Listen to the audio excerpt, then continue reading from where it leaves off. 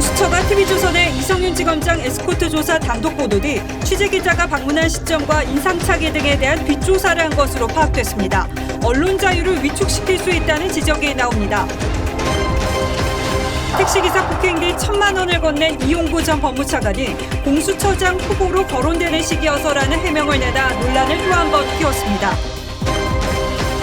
극단적 선택을 한 공군 중사 유족 측이 성추행 가해자가 2명 더 있다고 밝혔습니다. 해군사관학교에선 병장이 여생도 기숙사에 무단 침입했다 체포된 것으로 취재됐습니다. 문재인 대통령과 민주당 초선 의원 68명이 만났습니다. 조국 사태나 종부세 등 부동산 현안에 대해 언급한 의원은 없었던 걸로 전해졌습니다. 음주운전 차량이 야간 라이딩에 나선 자전거 동호회원 2명을 덮쳤습니다. 스리랑카 앞바다에서 화학물질을 운반하던 선박에서 불이 나 10여일 만에 진화됐는데 이번엔 배가 가라앉아 화학물질 유출 우려가 커지고 있습니다. 도쿄올림픽 조직위가 독도를 일본 영토로 표시한 것에 대한 우리 측 문제 제기에도 IOC는 침묵을 이어갔습니다. 3년 전 한국은 일본과 IOC의 압박에 한반도기에서 독도를 삭제했습니다.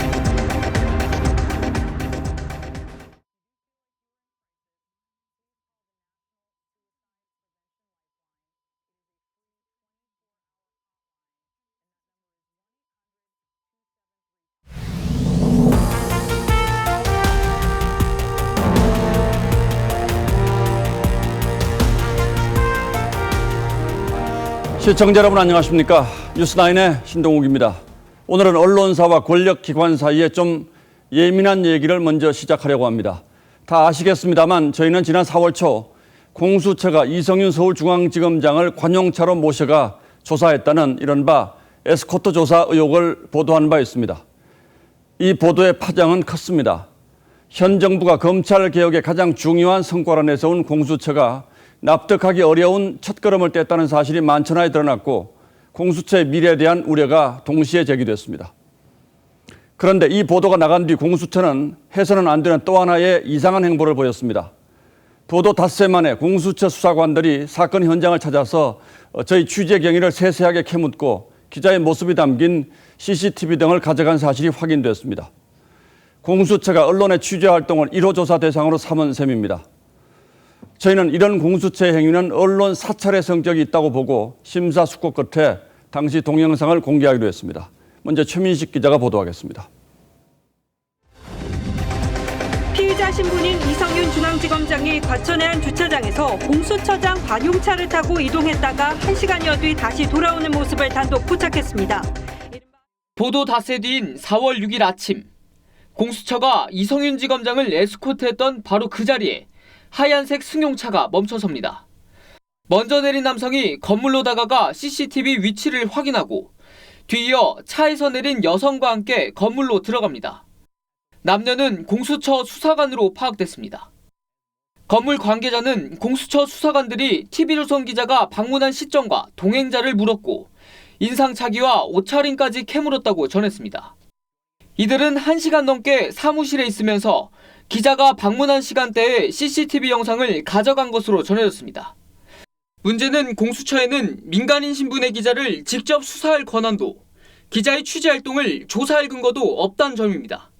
기자들의 어떤 개인정보라든가 기자들의 모습이 찍힌 CCTV를 확보하는 것은 법적 근거가 있는지 의문이고 더군다나 기자들은 공수처의 수사 대상이 되지도 않습니다. 법조계에선 공수처의 수사권 남용이나 언론 사찰로 볼 수 있다는 비판이 나왔습니다. TV조선 최민식입니다. 이 뒷조사가 개인적으로 이뤄진 것인지 아니면 조직 차원의 일인지는 매우 중요합니다. 그래서 저희는 저희 기자 뒤를 캤던 공수처 수사관의 신원을 확인해서 이유를 물었습니다. 해당 수사관은 상부에서 시켜서 한 일은 아니지만 그렇다고 개인적으로 한 일은 아니라고 모호한 답변을 했습니다.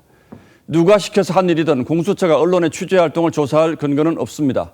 법조계와 학계에서는 수사권 남용이나 위법성 논란뿐 아니라 언론의 자유를 위축시키는 반헌법적 행위라는 지적도 나왔지만 공수처는 저희 공식 질의에 대해서 아직도 답하지 않고 있습니다.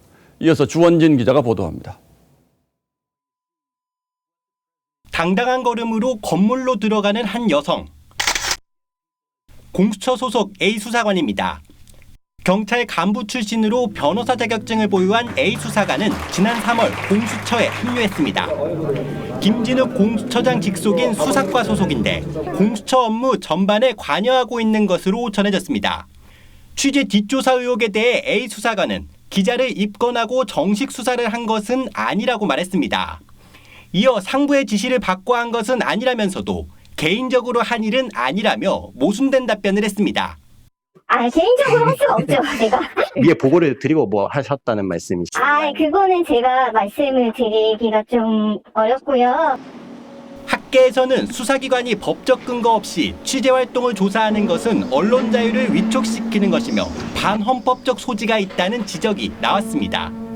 기자의 활동을 심리적으로 압박하려는 움직임으로 보이는데 권력이 언론을 취재를 제약하기 위해서 그건 잘못하는 일인 거죠. TV조선은 조사 경위와 법적 근거 등에 대해 공식 질의했지만 공수처는 답변하지 않았습니다. TV조선 주원진입니다. 예, 지금부터는 오늘 사표가 수리된 이용구 전 법무부 차관 소식 이어서 전하겠습니다. 이 전 차관은 폭행 영상이 공개된 지 하루 만인 오늘 해명문을 냈습니다. 하지만 내용을 보면 구체적인 증거가 있는 부분만 인정하고 논란이 되는 부분은 피해갔는데 특히 공수처장 후보로 거론되고 있어서 1,000만 원을 합의금으로 건넸다고 설명했는데 이 해명이 또 다른 논란이 되고 있습니다. 백연상 기자가 보도합니다. 이용구 전 차관은 공개된 영상대로 술에 취해 택시기사를 폭행한 사실은 인정했습니다. 그러면서 택시기사에게 피해를 입힌 점에 대해서는 다시 한번 사과한다고 했습니다. 하지만 증거인멸 교사 혐의와 관련된 사실은 적극적으로 부인했습니다. 이 전 차관은 합의 후에 영상을 지워달라고 기사에게 전화한 것은 영상 유출에 대한 걱정 때문이었다고 말했습니다. 합의금 1,000만 원을 준 것은 영상 삭제의 대가성이 아니라 당시 공수처장 후보로 거론되는 시기였기 때문에 일반적인 합의금보다 많은 금액을 전달했다고 해명했는데 이해할 수 없다는 비판도 나왔습니다. 경찰은 이 전 차관에게 증거인멸 교사 혐의를 적용해 기소 의견으로 검찰에 송치하는 방안을 검토하고 있습니다. 검찰 역시 이 전 차관이 폭행 사실을 인정한 만큼 특가법을 적용해 기소하는 것을 고민하고 있습니다. 청와대는 오늘 오후 이 전 차관의 사표를 수리했습니다. TV조선 백연상입니다.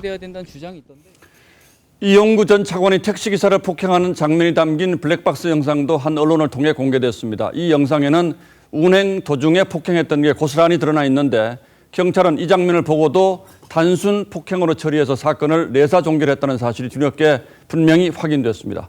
경찰의 봐주기 수사 의혹이 논란이 아닌 사실로 확인된 셈이기도 하죠. 신경희 기자가 그 영상을 다시 한번 보여드리겠습니다.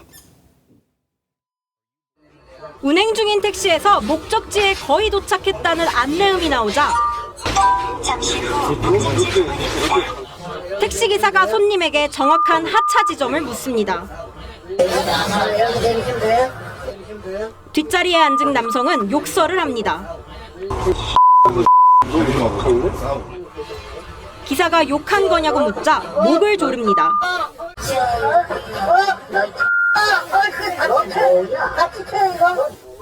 택시 블랙박스에 찍힌 지난해 11월 6일 당시 이용구 전 법무차관의 폭행 영상입니다. 기사가 운전대를 잡고 있고 요금 결제도 이뤄지지 않는 등 운행 중인 정황이 담겨 있습니다. 사건을 담당한 경찰은 이 영상을 보고도 못 본 척하더니 반복 보고 반복을 했지. 검찰에다 똑같이. 이 전 차관에게 단순 폭행 혐의를 적용해 내사 종결했습니다. 이 전 차관은 이 과정에서 택시기사에게 거짓 증언을 해달라고 요청한 것으로 전해졌습니다. 뒤에서 기사님이 와서 문 열고 깨우는 과정에서 멱살을 잡겠다고 해서 내리치. 서초경찰서 간부들은 당시 이 전 차관이 유력 인사였다는 사실을 몰랐다고 했지만 최근 수사에서 거짓말로 밝혀지면서 외압 의혹도 한층 짙어진 상태입니다. TV조선 신경입니다. 예, 전해드린 대로 이용구 전 차관의 사표가 오늘 수리됐습니다. 택시기사 폭행 의혹이 불거진 지 반년 만인데 이 전 차관은 결국 반년 동안 의혹과 논란에 시달리다가 자리에서 물러난 셈이 됐습니다. 그렇다면 앞으로는 어떤 일이 기다리는지 법조팀 김태훈 기자에게 들어보겠습니다. 자, 김 기자, 사표 낸 건 일주일 가까이 된 것 같은데 오늘 수리가 됐군요. 네, 그렇습니다. 이용구 전 차관이 사표를 낸 게 지난달 28일이니까 예. 이 정확하게 6일 만입니다. 이 문재인 대통령은 오늘 오후 2시 반쯤 이 전 차관의 사표를 수리했습니다. 예, 블랙박스가 그동안 공개되지 않고 있다가 어제 이제 한 언론을 통해서 공개가 됐는데 이게 아무래도 영향이 컸겠죠? 네, 그렇다는 이제 해석이 많이 있습니다. 하지만 법조계에서는 단순히 그것뿐만이 아니라 예. 이 전 차관이 지금까지 자리를 지킨 것 자체가 정상적이지 않다는 지적도 나오고 있습니다. 이 전 차관이 택시기사 폭행 의혹이 불거진 게 지난해 12월 19일이었는데요. 지금까지 2차례나 대국민 사과를 하면서도 5달 넘게 차관 자리에 있었던 셈인데 다른 사람이었다면 과연 그럴 수 있겠느냐 이런 얘기도 나오고 있습니다. 예, 달리 말하면 이 전 차관이어서 가능했다 이렇게 들리는데 이건 무슨 얘기입니까? 네, 일단 얼마 전에 있었던 그 윤석열 전 총장의 징계위원회 이 과정을 좀 들여다볼 필요가 있습니다. 예. 이 전 차관이 임명된 게 바로 이 직전이었는데요. 당시 이 추 장관이 밀어붙인 윤 전 총장의 징계위에 반대해 고기영 전 차관이 물러나자 이 전 차관이 급하게 임명이 됐습니다. 예. 그런데 이 당시 법무부 차관은 징계위원회의 위원장을 맡아야 할 중요한 자리였습니다. 물론 이 문재인 대통령이 이 전 차관을 임명하면서 위원장을 맡지 말라고 해서 이 전 차관이 위원장을 안 맡았습니다만 이 전 차관은 이 자리에 참석해서 윤 전 총장에 대한 2달 정직을 이끌어냈습니다. 그러니까 험한 일을 해낸 공로로 지금까지 자리를 지켰는데 결국 진실 드러나는 거는 못 막았군요. 네, 그렇다고 볼 수 있습니다. 이 초기 경찰 수사는 말 그대로 좀 대실패에 가까웠습니다. 이 김창룡 경찰청장은 서울경찰청과 경찰청은 보고받은 바 없다고 했었고 이 수사팀은 이 전 차관 폭행 영상이 없다고 했지만 모두 사실이 아닌 것으로 드러났습니다. 이 뒤늦게 진상조사단을 꾸려 재수사에 착수하면서 이 시간도 많이 소요가 됐고요. 이 검찰이 이후에 나서서 지난 1월 이 전 차관이 탔던 아까 나왔던 택시 블랙박스 영상 저장 장치를 확보를 했습니다. 예. 다만 이게 삭제가 돼 있어서 영상을 복원하는 과정과 또 이 경찰에 대한 수사 부분 이런 것들을 동시에 진행하면서 시일이 조금 걸렸다고 설명을 하고 있습니다. 자, 오늘 사표 낸 걸 보면 검찰 기소가 임박했다 이런 얘기도 있는데 앞으로 어떤 수사가 남아 있습니까? 네, 일단 보셨다시피 택시기사에 대한 폭행 사건은 이 사실관계가 다소 명확해졌습니다. 예. 이 영상까지 나온 이상 기소가 초읽기에 돌입했다는 분석이 많이 나오고 있고요. 다만 이 경찰의 봐주기 수사 의혹 부분이 문제인데 이것도 상당 부분 지금 진척이 된 것으로 알려져 있습니다. 다만 이것이 단순히 한두 명 경찰의 이 일탈 행위인지 혹은 경찰 조직 차원의 조직적인 은폐 의혹이 있었는지는 앞으로 검찰 수사 진행 과정을 조금 더 지켜봐야 할 것 같습니다. 예, 경찰청장이 보고를 받았다면 이 문제도 분명히 밝혀져야 될 문제죠. 네, 그렇습니다. 다만 아직 이제 경찰청장이 보고받았다는 사실은 아직 확인되지 않았습니다. 예, 네. 잘 알겠습니다. 잘 들었습니다.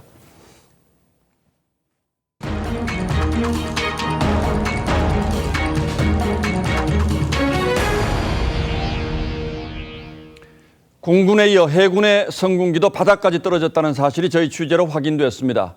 해군 사관학교에서 근무하던 사병이 여성 생도 기숙사에 무단으로 침입한 일이 뒤늦게 알려졌고 신병을 훈련시키는 해군 교육사령부의 교관, 부사관 2명은 근무 시간에 불륜을 저질러 강제 전역 조치를 당하기도 했습니다. 이성진 기자의 단독 보도입니다. 경남 진해에 있는 해군 사관학교입니다. 지난 4월 이곳에서 복무 중인 A 병장이 한 여성 사관 생도의 기숙사 방에 몰래 침입했습니다. 때마침 돌아온 여 생도와 마주쳤고 A 병장은 현장에서 생도들에게 붙잡혔습니다. 방 안에 있고 방 밖에서 들어가려면 방에 이제 진입하는 과정이 있는 거잖아요. 해군 사관학교는 여생도 기숙사 출입을 엄격히 통제하고 있지만 속수무책으로 뚫렸습니다. A 병장은 군 검찰의 조사를 받다 지난달 전역했습니다. 해군은 사건 자료를 민간 검찰에 넘겼습니다. 앞서 지난해 5월에는 신병 교육을 담당하는 해군 교육사령부에서 남녀 부사관의 불륜 사건도 터졌습니다. 훈련 교관인 이들은 지난해 5월 근무 시간에 부대 안에서 부적절한 신체 접촉을 벌이다 발각돼 한 달 뒤 강제 전역 조치당했습니다. 군부대 안에서 벌어지는 성군기 문란 사건이 이어지면서 해이해진 군의 기강을 우려하는 목소리가 커지고 있습니다. TV조선 이성진입니다. 성추행을 당한 뒤에 극단적 선택을 한 공군 여중사 유가족 측은 성추행 가해자가 2명 더 있다며 이들을 포함해 2차 가해자까지 추가로 고소했습니다. 군 당국은 사건을 뭉개려는 듯한 태도를 보이다가 언론 보도가 나가자 뒤늦게 호들갑을 떨었고 피해자를 회유 협박한 사실까지 드러나고 있습니다. 우리 군이 어쩌다 이 지경이 됐는지 잠시 후에 자세히 따져봐드리고 먼저 유가족들이 밝힌 추가 성추행 피해 사실부터 전하겠습니다. 구민성 기자입니다. 극단적 선택을 한 공군 이모 중사를 성추행한 혐의로 장모 중사가 구속된 다음 날 유족 측은 2건의 성추행 사건이 더 있었다고 밝히며 가해자 2명과 2차 가해자 등 총 3명을 추가 고소했습니다. 유족 측은 다른 부대에서 파견 온 부사관이 1년 전 회식 자리에서 피해 여성의 부대 직속 상관 A준이는 또 다른 회식 자리에서 성추행했다고 주장했습니다. A준이는 피해 여성으로부터 지난 3월 성추행 사건을 보고받은 뒤 사건 은폐를 시도한 2차 가해자로 지목된 인물입니다. 은폐의 중심에 서 있는 부사관들 그중 한 명은 군인 등 강제추행 혐의가 있습니다. 유족 측은 비상사도 직무유기 혐의와 강요미수 혐의 등으로 고소했습니다. 얼마나 조직적으로 은폐를 하였는지 혹은 그와 관련해서 가해자들이 누가 있는지를 밝히기 위해서 저희가 우선은 지금 3명을 추가로 고소하였고 지난 3월 2일 성추행 사건 발생 후 석 달 가까이 쉬쉬하던 공군은 오늘 고소장이 접수된 후에야 2사람을 보직 해임했습니다. 유족 측은 수사 과정을 지켜보면서 은폐 회유 등에 가담한 군 관계자들을 추가 고소할 계획입니다. TV조선 구민성입니다. 공군 여중사 사건의 파장이 가해자와 피해자 간의 문제를 넘어서 군의 조직적 비리 의혹으로 번지고 있습니다. 여중사가 성폭력을 당하고 숨진 채 발견되기까지 82일 동안 군에서 벌어진 의문의 행적들을 지금부터 따져보겠습니다. 자, 윤석기 기자, 이번 사건을 시간대별로 정리하면 어떤 문제점들이 드러납니까? 네, 공군 부사관 이모 중사가 이 차 안에서 장모 중사에게 성폭력을 당한 건 지난 3월 2일이었습니다. 예. 그리고 82일이 지난 지난달 22일 숨진 채 발견됐습니다. 이동안 이 군 내부에서 어떤 일이 벌어졌는지 밝히는 게 이번 사건의 핵심이죠. 문재인 대통령은 오늘 사건을 엄정 조사하라고 지시하면서 의혹을 4가지로 정리했습니다. 피해 신고 후 부대 내 처리, 피해 호소 묵살, 2차 가해, 사망 후 조치 미흡입니다. 자, 그렇다면 첫 번째와 두 번째 쟁점, 피해 신고와 군의 처리 과정에서는 어떤 문제점들이 있었습니까? 네, 야당 의원이 발표한 공군 내부 조사에 따르면 이 사건 무마 시도는 성폭력 바로 다음 날부터 있었습니다. 이 중사는 피해 사실을 A 상사에게, A 상사는 3월 3일 오전 B 준위에게, B 준위는 밤 9시 50분 C 대대장에게 차례로 보고했습니다. 그런데 자세히 보시면 B 준위가 이를 보고받고 윗선에 다시 보고하기까지 10시간이 비어있죠. B 준위는 이날 이 중사와 저녁 식사를 하며 이 사건을 무마하려 했던 사실이 밝혀졌습니다.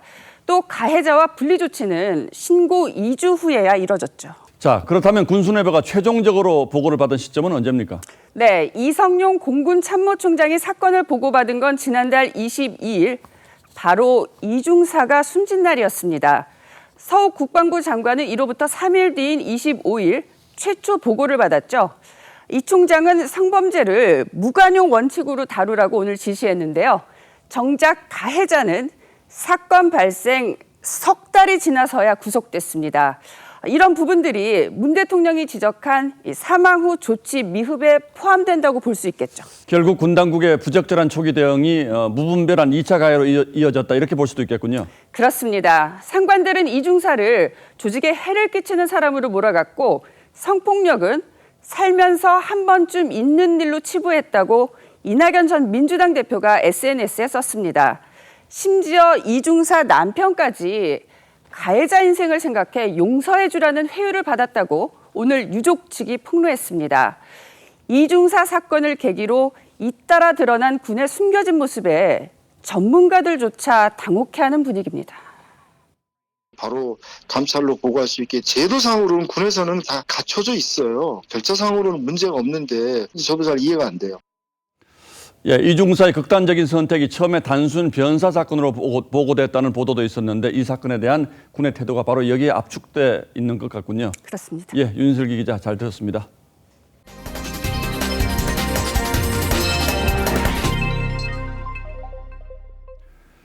(60세) 이상 고령층의 아스트라제네카 백신 접종 예약이 오늘로 마감됐습니다. 최종 예약률은 아직 집계가 되지 않았습니다만 정부가 목표한 80%에 이를 것으로 보입니다. 백신 접종의 속도가 붙고 있지만 변이 바이러스도 빠르게 퍼지고 있습니다. 영국 변이가 확산되고 있는 대구시는 거리 두기를 2단계로 올렸습니다. 박상준 기자가 취재했습니다. 60세 이상 고령층의 아스트라제네카 백신 접종 예약은 오후 6시 마감됐습니다. 오늘 0시 기준 예약률이 77.7%에 달해 최종 예약률은 정부가 목표한 80%에 도달했을 것으로 보입니다. 자녀 백신 예약은 계속할 수 있습니다.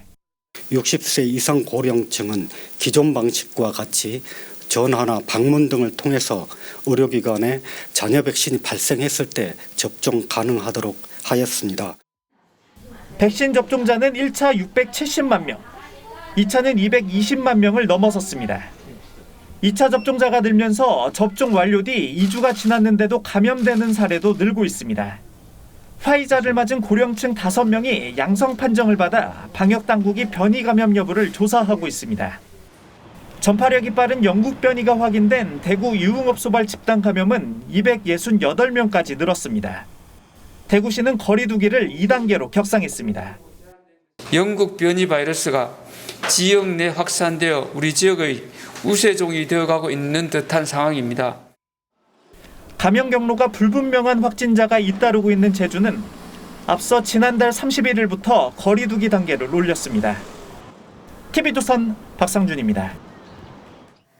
야간 라이딩을 하던 자전거 동호회원 2명이 만취 운전 차량에 치여 숨지는 참변이 벌어졌습니다. 이 사고를 낸 음주운전자는 구호 조치도 하지 않고 달아나다가 2차 사고를 낸 뒤 붙잡혔습니다. 김다로 기자입니다.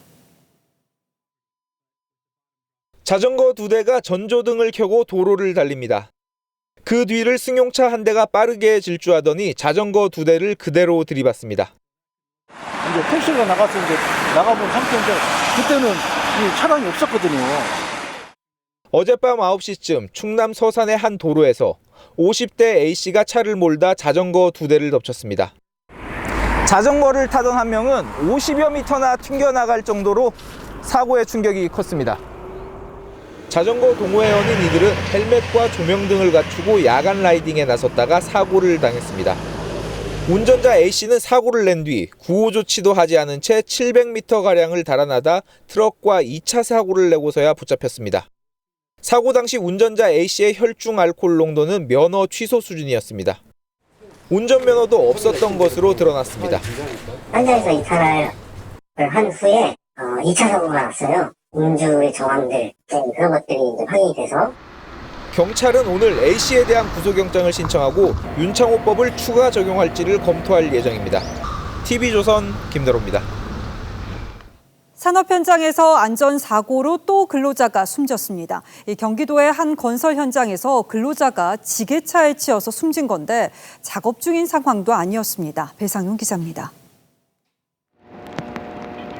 경기도 평택에 있는 삼성산업단지 건설 현장입니다. 오늘 아침 7시 반쯤 이곳에서 일하던 40대 근로자 A씨가 16톤급 지게차에 치여 숨졌습니다. 갔을 때 사망 상태여서 저희 이송도 안 하고 경찰에 인계하고 돌아온 거예요. 사고는 공사 현장 안에 있는 도로에서 일어났습니다. 지게차 운전자는 자신이 맡은 현장으로 출근하던 길이었습니다. 지게차 회사에서 이제 이동 중이셨어요. 지금 작업을 하시던 중은 아니셨고요. 일반 도로에서 이동하시다가 딱 부딪히신 것 같아요. 숨진 A씨는 당시 건설 현장 안에 있는 도로에서 출근길 교통 통제를 하고 있었습니다. 숨진 A씨와 사고를 낸 지게차 운전자는 모두 시공사인 삼성물산의 협력업체 직원이었습니다. 지게차 운전자는 경찰 조사에서 당시 A씨를 보지 못했다고 진술했습니다. 보지를 못했다고 하더라고요. 이거 조사를 해봐야 될 것 같아요. 경찰은 현장 책임자 등을 상대로 안전관리에 소홀함이 없었는지를 조사할 방침입니다. TV조선 배상윤입니다. 영세 상인들을 협박한 조직폭력배 40여 명이 무더기로 붙잡혔습니다. 안 그래도 코로나 여파로 근근히 버티는 상인들인데 문신을 보여주면서 위협하고 관리비 명목으로 돈을 뜯어냈습니다. 구자영 기자입니다. 고급 승용차가 줄줄이 주차장으로 모입니다. 차에서 내린 남성들이 트렁크에서 둔기를 꺼냅니다. 세력 다툼을 벌이기 위해 모인 경기 이천의 조직폭력배들입니다. 당시 조직폭력배들은 다른 조직과 집단 패싸움을 하기 위해 이 주차장에 모였습니다. 경찰 조사 결과 이들은 유흥업소를 직접 운영하고 노래방 등 영세 상인들에게 관리 명목으로 협박하기도 했습니다. 상인들은 코로나19 여파로 줄어든 매출에 조폭의 괴롭힘까지 이중고를 겪었습니다. 조직원들 6, 7명이 찾아가서 문신을 보이거나 위력을 가시하는 등으로 업주들을 괴롭힌 사실도 확인이 되었습니다. 지난 2017년부터 세력을 키운 이 폭력 조직은 다른 조직과의 싸움에 대비하려고 5명씩 조를 짜 숙소 생활을 하는 등 행동 강령까지 갖췄습니다.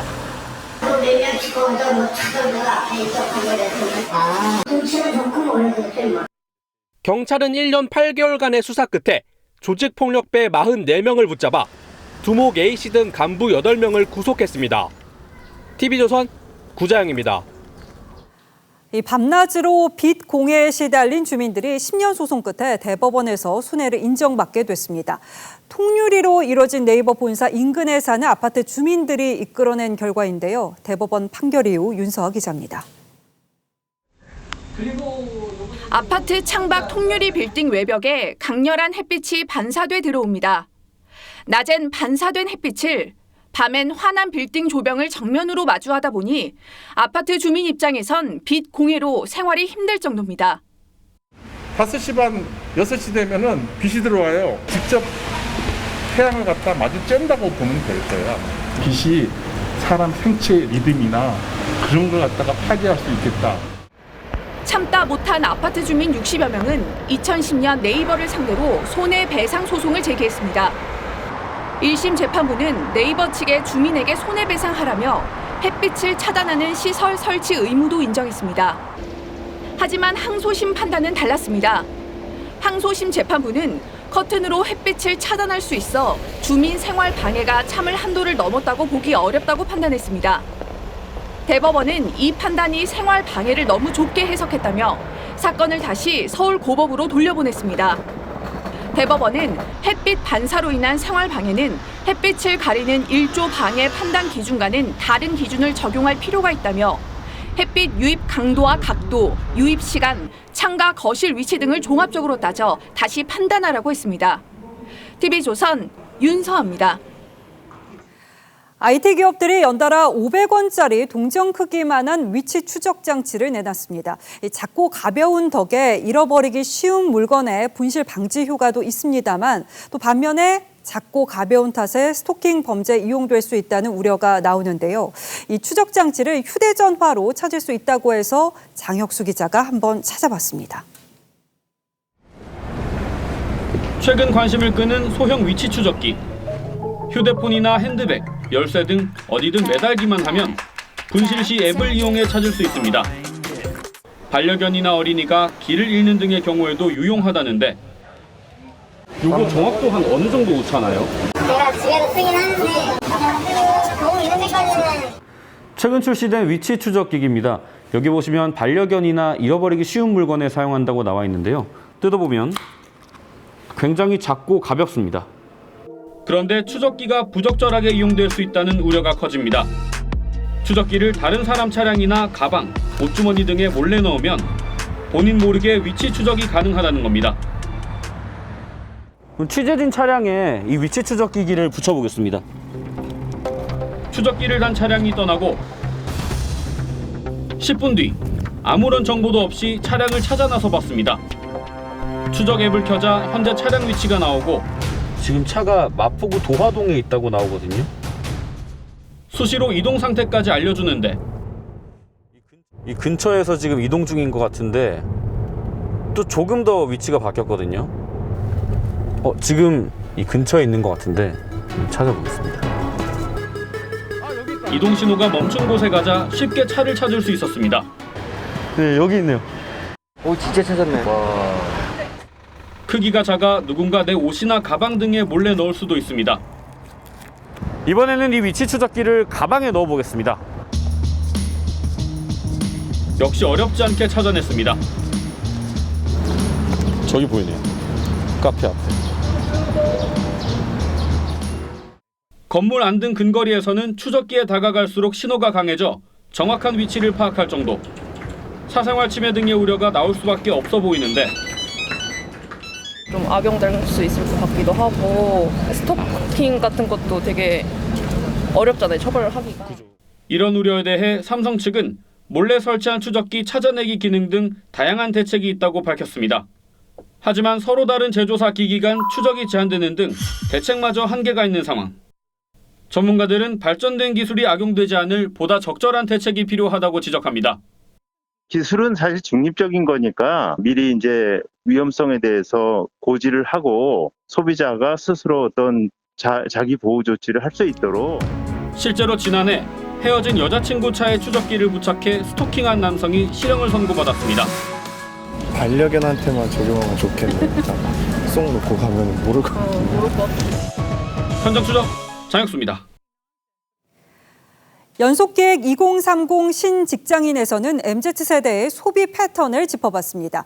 이들에게 아껴야 잘 산다 이 말은 통하지 않습니다. 자신의 정체성을 찾는 지출에 집중했는데 아쉽게도 직장인 10명 중에 9명은 월급이 2주 안에 바닥난다고 답했습니다. 김자민 기자가 이들을 만났습니다. 10년차 직장인 신세라 씨. 퇴근 후면 골프 연습장을 찾습니다. 평소 택시도 타지 않고 점심도 싸가는 짠순이지만 미용과 골프 등 자신을 가꾸거나 취미 생활을 하는 데는 아낌없이 지갑을 엽니다. 신 씨에게 제일 중요한 건 오늘의 행복입니다. 몸과 정신을 좀 행복하게 하는 그런 데 투자하고 있다고 생각하고 있어요. 나를 위한 아낌없는 소비. 2030 MZ세대들이 명품 시장을 뒤흔들고 있는 이유입니다. 지난해 명품 매출에서 2030의 비중은 50%를 넘었고 명품의 핵심인 수입차도 30대가 가장 많이 구매했습니다. 불확실한 미래에 대해서 막 투자를 하는 것보다는 좀 제가 갖고 싶은 거라던가 뭐 여행을 가고 싶으면 여행을 간다던가 그때그때 많이 투자를 하는 것 같아요. 하지만 통큰 지출의 이면에는 과소비의 그림자가 어른거립니다. 직장인 10명 중 9명이 월급을 받고 2주 안에 통장 잔고가 바닥난다고 답했고 월급을 가장 많이 빼가는 건 카드사라고 답해 매달 부족한 현금을 카드 사용으로 메우는 것으로 나타났습니다. MZ세대한테는 도저히 집을 살 수 없는 수준이 됨으로써 미래의 불확실성이 커져서 현실 쾌락을 추구하게 된 게 불확실한 미래와 성공에 대한 열망이 뒤섞인 MZ세대. 나를 위한 소비에서 위안을 찾고 있습니다. TV조선 김자민입니다. MZ세대를 중심으로 가상화폐만큼이나 빠르게 성장하고 있는 대체 불가능한 토큰, 이 NFT, 예를 들면 이런 겁니다.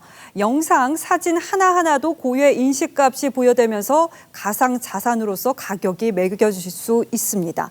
언뜻 보면은 평범한 디지털 파일인데 이 혀를 내두를 만한 가격에 팔립니다. 그래서 가상화폐와 비슷한 논란입니다. NFT 혁신인지 거품인지 이태영 기자가 알아봤습니다. 동생이 형의 손가락을 깨무는 영상. 주변에서 쉽게 볼 수 있는 영상처럼 보이지만 8억 원 이상에 거래됐습니다. 대체 불가 토큰, NFT 기술이 활용됐다는 이유에서입니다. 가상화폐에 쓰이는 블록체인 기술을 활용해 위변조와 복제가 불가능한 디지털 파일로 만든 겁니다. 세상에 단 하나뿐이라는 이유로 이세돌이 알파고를 무너뜨린 대국 기부 NFT는 1억 7천만 원. NFT 디지털 미술품은 무려 785억 원에 낙찰되기도 했습니다. 가상화폐 광풍으로 블록체인 기술에 관심이 쏠리면서 올해 1분기 NFT 시장 규모는 지난해보다 8배 커졌습니다. 코로나 바이러스 때문에 우리 사회의 디지털 전환이 가속화되고 어떤 수요가 있으니까 시장이 생기는 거고. 그렇다면 NFT 기술은 대단한 것일까요? 실제 제가 지금 저의 모습을 직접 찍어 NFT로 만들어 보겠습니다.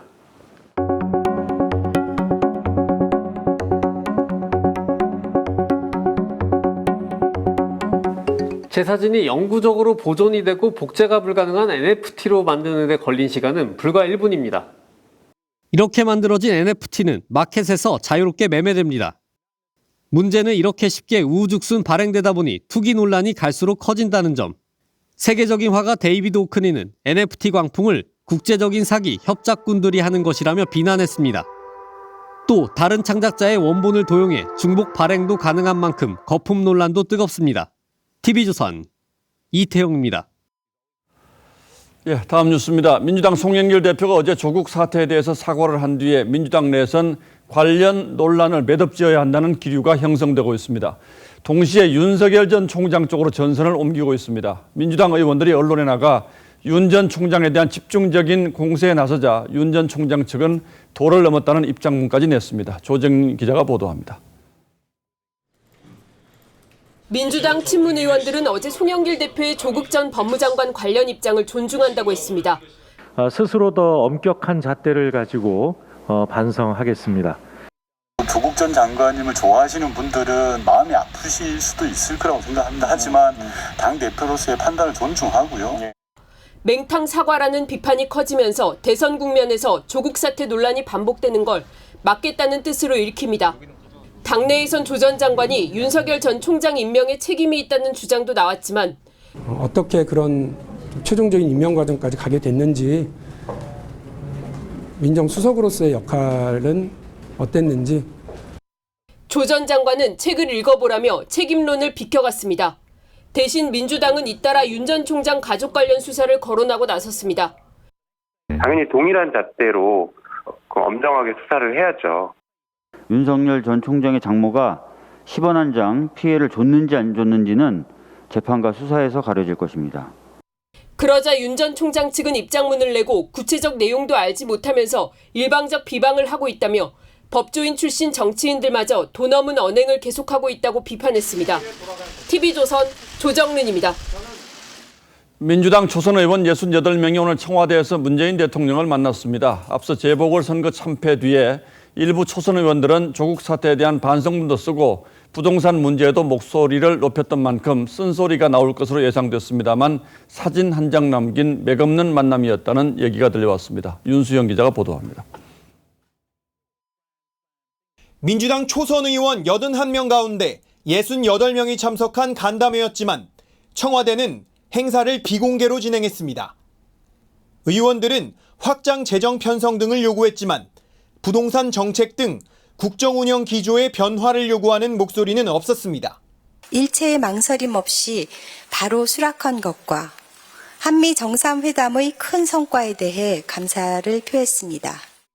문 대통령은 부동산 정책에 대해 성과를 낸 부분도 많은데 내로남불, 위선 프레임에 갇혀 잘 보이지 않는다고 말했다고 참석자들은 전했습니다. 지난 4월 재보궐선거 참패 뒤 일부 초선 의원들은 조국 반성문까지 쓰며 사과했었지만 조국 전 장관이 검찰개혁의 대명사라고 생각했습니다. 그래서 검찰의 부당한 압박에 밀리면 안 된다 생각했습니다. 정작 조 전 장관에 대한 언급은 없었습니다.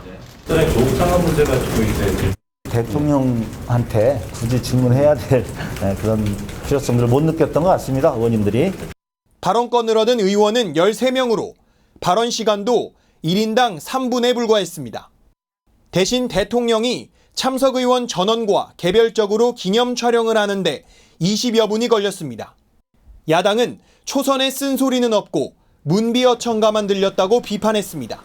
민심을 정확하게 전달하기보다 뜬금없는 문비어천가가 더 크게 들렸습니다. TV조선 윤수영입니다. 국민의힘 전당대회가 일주일 앞으로 다가왔습니다. 오늘은 대구에서 합동연설회가 열렸는데 이준석 후보가 박근혜 전 대통령 문제에 대해서 정면 돌파에 나서는 것이 가장 눈길을 끌었습니다.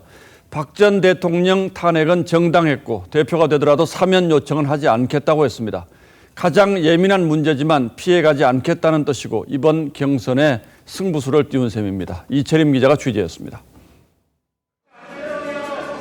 당대표 선거의 최대 승부처인 대구 경북 지역 연설회에서 후보들 간 차별성이 드러난 건 박 전 대통령 사면 문제였습니다. 조호영 홍문표 후보는 빠른 사면을 요구했고 이곳 출신 대통령 두 분이 계약 없이 감옥에 있고 영남 배제론으로 15년째 당대표를 만들지 못하고 있는 사면에 관한 문제는 이 문재인 정부가 치졸하고 참으로 치사합니다. TV토론에서 사면 요구를 하지 않겠다고 했던 나경원 후보는 석방을 위해 노력하겠다고 했습니다. 사면 애걸하지 않겠습니다. 그러나 반드시 바로 석방될 수 있도록 하겠습니다. 나 후보는 경북 구미의 박정희 생가를 방문해 해안과 결단력에 깊이 감사드린다는 방명록을 남겼습니다. 하지만 이준석 후보는 탄핵은 정당했다며 사면론과도 선을 그었습니다. 통치불능의 상태에 빠졌기 때문에 탄핵은 그 시점에 정당했다고 생각합니다. 대선이라는 큰 선거를 앞두고 정치적인 공격에 빌미를 줄 생각이 없습니다. 윤석열 전 총장 거취를 둘러싼 설전도 이어졌습니다.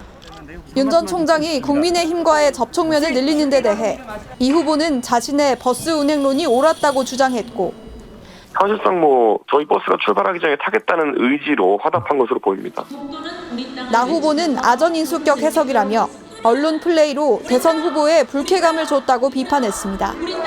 TV조선 이채리입니다. 일본 정부가 도쿄올림픽 공식 홈페이지에 독도를 표시해놓고는 우리 정부가 항의하자 적반하장으로 대응하고 있습니다. 더 큰 문제는 일본의 이런 행태를 IOC 역시 지켜만 보고 있다는 건데 3년 전 우리의 경우는 정반대였죠. 오늘의 포커스는 적반하장 일본과 이중잣대 IOC에 맞췄습니다. 기자회견에 나선 가토 일본 관방장관. 최근 제기된 독도 논란에 올림픽 정신을 거론합니다. またオリンピック憲章において IOC の役割と使命としてスポーツと選手を政治的または商業的に不適切に利用することに反対するとの条項があることは 도쿄올림픽 홈페이지에 독도를 표기한 데 대해 우리 외교부가 주한 일본 총괄공사를 불러 독도 영유권 왜곡에 항의하자 하루 만에 반발한 겁니다.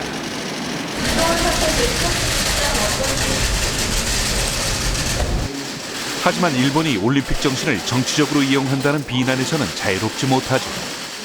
일본 골프 대표팀은 지난 1일 올림픽 경기에 입을 유니폼을 공개했는데 전범기를 연상시키는 디자인이었죠.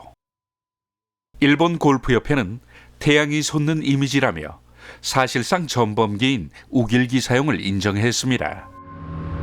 여기에 국제올림픽위원회 IOC의 태도도 문제입니다. 3년 전 평창올림픽 때는 한반도기에 독도를 사용하지 못하도록 해놓고 이번에는 팔짱만 끼고 있는 겁니다. Our top priority continues to remain on organizing safe and secure Olympic Games. 올림픽 헌장이 어떤 정치적 선전도 허용하지 않는다고 명시하고 있는데도 이런 일본의 행동을 제지하지 않고 있죠. 우리 정부가 개입을 요청하자 일본에 직접 물어보라는 황당한 답변이 돌아왔습니다. 2012년 런던 올림픽에서는 축구팀 박종우 선수가 독도는 우리 땅이라는 표를 들었다가 메달을 빼앗길 뻔한 해프닝도 있었죠. 억지 주장을 반복하는 일본과 이중잣대로 일관하는 IOC. 3년 사이에 도대체 뭐가 달라진 건지. 뉴스9 포커스였습니다.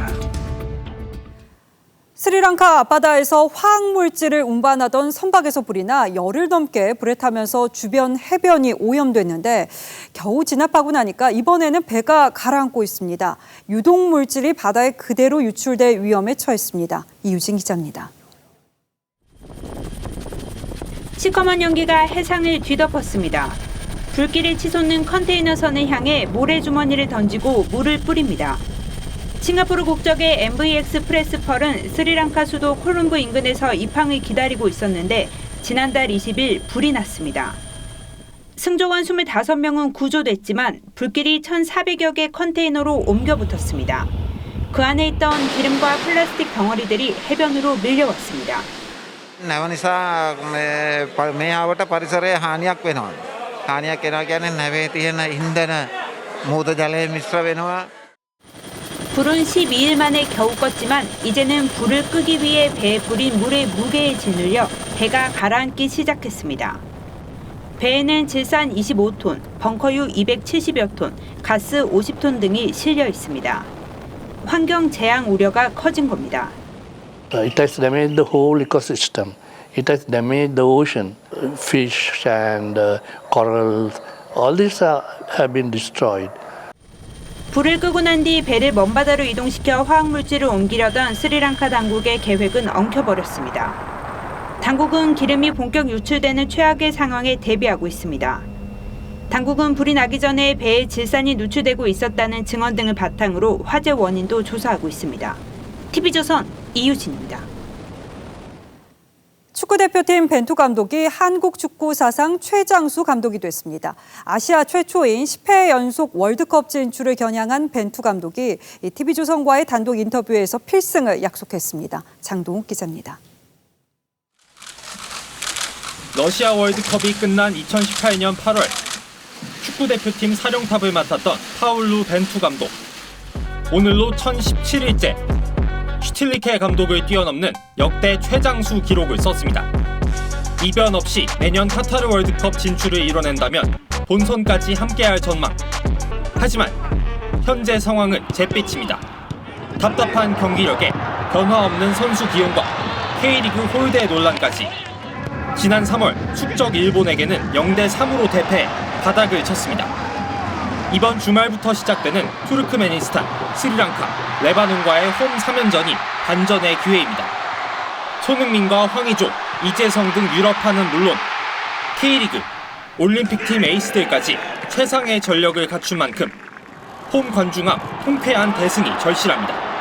Para as pessoas poderem ver aqueles que são os grandes artistas do jogo que são os jogadores, para poder alcançar os resultados que pretendemos. 선수들도 뭉쳤습니다. 신뢰를 주시고 또 자신감을 좀 넣어주셔가지고 선수들도 감독님을 신뢰하고 있고 또 더 많은 책임감을 갖고 감독님이 더 오래 계실 수 있도록 하는 것도 선수들의 몫인 것 같습니다. 아시아 최초 10회 연속 월드컵 진출을 노리는 벤투호의 3연전 첫걸음. TV조선에서 생중계됩니다. TV조선 장동우입니다.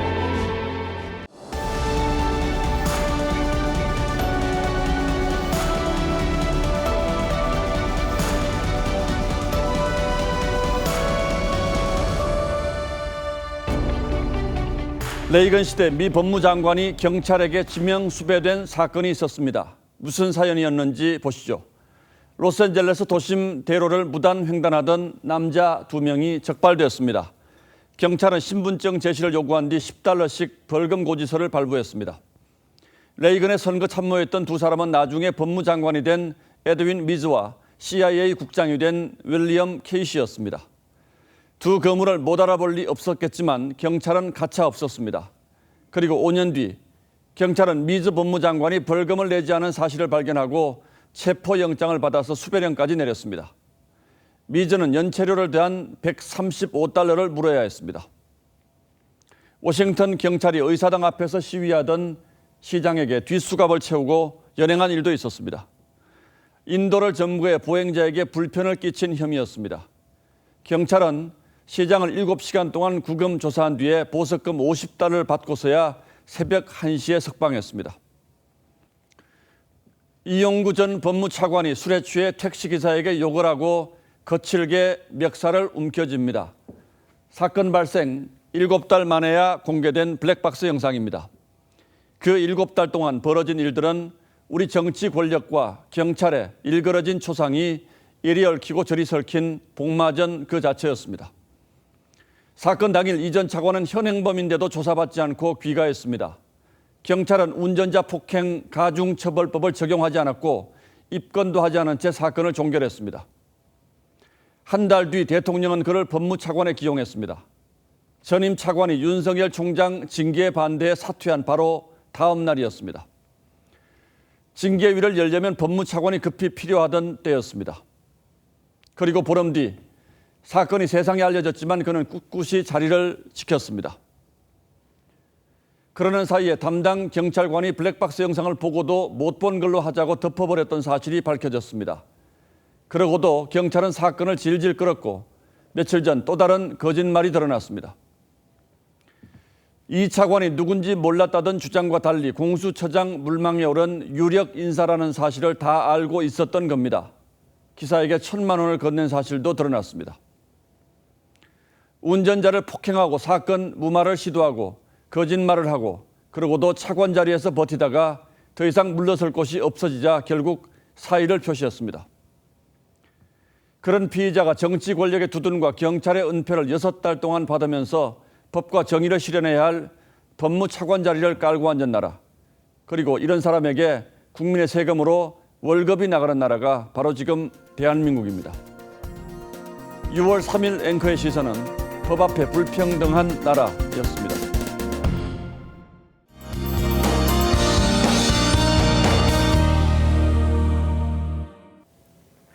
오늘은 전국에 시원한 비가 내려 더위를 식혀줬습니다. 비는 이제 중부지방부터 그쳐가고 있는데요. 남부 지역도 내일 새벽이면 모두 그치겠습니다. 비가 내리고 습도가 높아진 탓에 내일 아침에는 안개가 짙게 끼겠습니다. 1km의 앞도 보기 어렵겠는데요. 평소보다 차간 거리를 넉넉하게 두셔야겠습니다. 이 안개는 낮이 되면서 모두 거치겠고요. 이후에는 맑은 하늘이 드러나겠습니다. 기온도 오늘보다 높겠는데요. 그래도 더위가 심하지는 않겠습니다. 내일 한낮 기온은 서울이 23도, 대전과 전주 26도, 대구는 27도를 보이겠습니다. 동해안 지역에서는 시속 40km 안팎의 바람이 강하게 불겠습니다. 이 지역에 계신 분들은 안전사고에 유의하셔야겠습니다. 주말에도 맑은 날씨가 이어지겠는데요. 다만 소나기 정도는 내릴 수 있겠습니다. 그리고 날은 더 더워지겠습니다. 날씨였습니다. 6월 3일 목요일 뉴스9은 여기서 모두 마치겠습니다. 시청해주신 여러분 고맙습니다.